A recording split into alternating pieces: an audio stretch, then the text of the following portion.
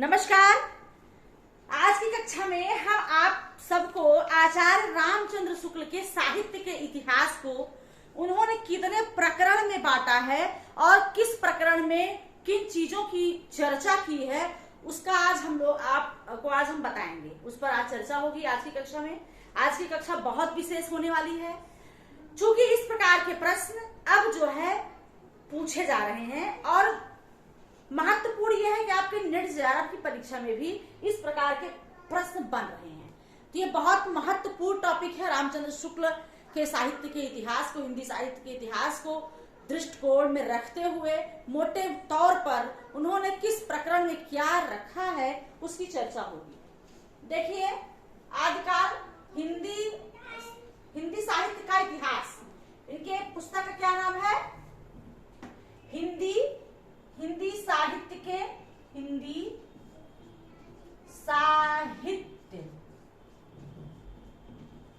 का इतिहास। ये रामचंद्र शुक्ल की पुस्तक है और इसी हिंदी साहित्य के इतिहास,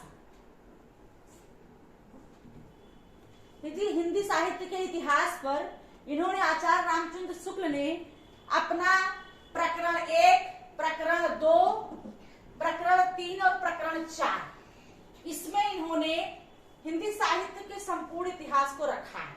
ठीक है, हिंदी साहित्य का इतिहास आचार्य रामचंद्र शुक्ल का ग्रंथ है, साहित्यिक ग्रंथ है और इस पे इन्होंने प्रकरण 1 में आचार्य रामचंद्र शुक्ल ने सामान्य परिचय दिया है। क्या दिया है? सामान्य परिचय। मतलब इसमें आदिकाल की अवध और प्राकृत भाषा, ठीक है, और रासो, मतलब जितने भी ये सारी चीजें हैं आपके अपभ्रंश, देश भाषा, फुटकल रचनाएं, रासो रचनाएं और वीर परक रचनाएं, सिद्ध परक रचनाएं, ये जितने भी चीजें हैं इसका एक सामान्य परिचय इन्होंने प्रकरण 1 में दिया है। किसने? आचार्य रामचंद्र शुक्ल ने। तो पूछता है कि आचार्य रामचंद्र शुक्ल ने प्रकरण 1 में किसकी चर्चा की है? तो प्रकरण 1 में इन्होंने सामान्य परिचय दिया है ये सारे चीजों का, जिसकी आगे ये चर्चा करते हैं। अपभ्रंश काव्य का, देश भाषा, वीर परक रचनाओं का, फुटकल रचनाओं का, सिद्ध जैन नाथ पर चर्चा की है, वीर गाथा काव्य परक रचनाओं की चर्चा सामान्य परिचय में आचार्य रामचंद्र शुक्ल ने किया है। दूसरा है प्रकरण 2। प्रकरण 2 में ये अपभ्रंश काव्य को रखते हैं। अपभ्रंश काव्य में जिसको कि 3 भागों में, एक तो ये जो है सिद्ध जैन नाथ, ये 3 भागों में रखते हैं। एक तो सांप्रदायिक परक है, दूसरा संप्रदाय परक है। सिद्ध और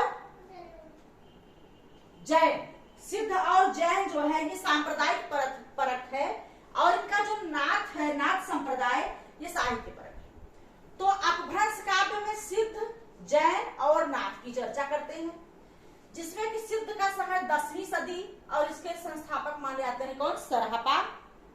दूसरा है 8वीं सदी, स्वयंभू को जैन में मानते हैं इसके संस्थापक। और नाथ जो है ये 9वीं सदी मत्स्येंद्र नाथ से शुरू होता है। वैसे नाथ संप्रदाय के संस्थापक की जब बात आती है और नाथ संप्रदाय के संस्थापक की बात आती है तो वहां पर गोरखनाथ प्रश्न पूछा गया है, वही लगाया जाता है। लेकिन नाथ संप्रदाय की सदी जो है मत्स्येंद्र नाथ से शुरू होती है। किससे? मत्स्येंद्र नाथ से। तो आपने देखा प्रकरण 2 में अपभ्रंश काव्य, जिसमें 3 भाग, सिद्ध, जैन, नाथ। सिद्ध का समय है 10वीं सदी, सरहपा से शुरू होता है। जैन का समय 8वीं सदी, स्वयंभू से शुरू होता है। और नाथ जो है 9वीं सदी मत्स्येंद्र से शुरू होते हैं और इसमें 9 नाथों की चर्चा की गई है। ठीक है, अब आप देखते हैं तीसरे प्रकरण में ये देश भाषा काव्य और वीर गाथा काव्य। कौन कौन सा? देश भाषा काव्य और वीर गाथा काव्य। ये प्रकरण 3 में, मतलब देश भाषा काव्य परक रचनाओं की चर्चा की है और वीर गाथा काल परक रचनाओं की चर्चा की। जैसे देश भाषा काव्य के अंतर्गत इन्होंने विजयपाल रासो, हम मीर रासो, कीर्तलता और कीर्ति पताका, ये देश भाषा काव्य पर आधारित ये इनकी रचनाएं हैं।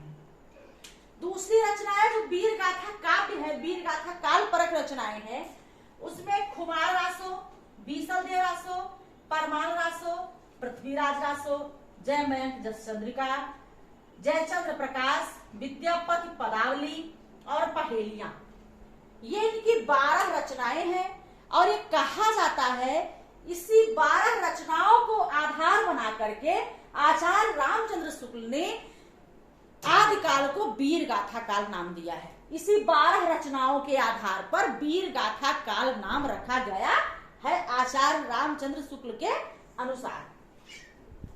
तो देश भाषा में विजयपाल, हमीर रासो, कीर्तिलता, कीर्ति पताका है। और वीर गाथा काव्य जो है काल परक रचनाएं हैं वो खुमार रासो, बीसल देव रासो, परमाल रासो, पृथ्वीराज रासो, जय मयंक जस चंद्रिका, जयचंद्र प्रकाश और विद्यापति पदावली और पहेलियां, ये वीर गाथा परक काव्य हैं। किसका? आचार्य रामचंद्र शुक्ल ने, जो प्रकरण 3 में रखा है। प्रश्न पूछ लेता है कि वीर गाथा काल की चर्चा आचार्य रामचंद्र शुक्ल ने किस प्रकरण में किया है? तो प्रकरण 3 में किया है। अगर पूछता है अपभ्रंश काव्य की चर्चा उन्होंने किसमें किया है? तो अपभ्रंश काव्य की चर्चा प्रकरण 2 में किया है, जिसमें सिद्ध, जैन और नाथ की चर्चा होती है। प्रकरण 4 में फुटकल रचनाएं, आदिकाल के संबंधित हिंदी साहित्य के इतिहास में ये आदिकाल का बंटवारा है, जिस पर इन्होंने फुटकल रचनाएं प्रकरण 4 में रखी है। क्या रखा है? फुटकल रचनाएं। ये जो रामचंद्र शुक्ल के अनुसार हिंदी साहित्य के इतिहास को, ये आदिकाल का है। किसका है? आदिकाल का प्रकरण, मतलब ये आदिकाल को इन्होंने हिंदी साहित्य के इतिहास में रामचंद्र शुक्ल ने इस 4 प्रकरण में इसकी चर्चा करते हैं। किसकी? आदिकाल की 4 प्रकरणों में पहले में सामान्य परिचय है, दूसरे में अपभ्रंश काव्य है, तीसरे में वीर गाथा काल परक काव्य की चर्चा है और फुटकल रचनाओं की चर्चा किसमें करते हैं? प्रकरण 4 में। ये आपको, हमें उम्मीद है कि आपको बहुत ही अच्छी तरह से मैंने आपको समझाया। इस ग्राफ को आप बना करके अपने माइंड में तैयार कर लीजिए, क्योंकि यहाँ से प्रश्न अब बन रहे हैं। क्योंकि हमारे परीक्षा का पैटर्न चेंज हो गया है और हमको रामचंद्र शुक्ल के हिंदी साहित्य के इतिहास को भी ध्यान में रख करके चलना है। तो आज की कक्षा में आप लोगों के लिए मैं ये हिंदी साहित्य का इतिहास, आदिकाल का विभाजन आचार्य रामचंद्र शुक्ल के अनुसार प्रकरणों में जो किया गया है, मैंने उसको बताया।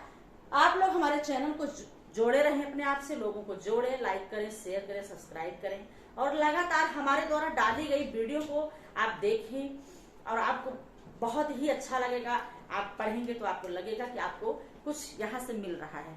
आज की कक्षा में इतना ही, अगली कक्षा में फिर आपसे मिलते हैं। धन्यवाद।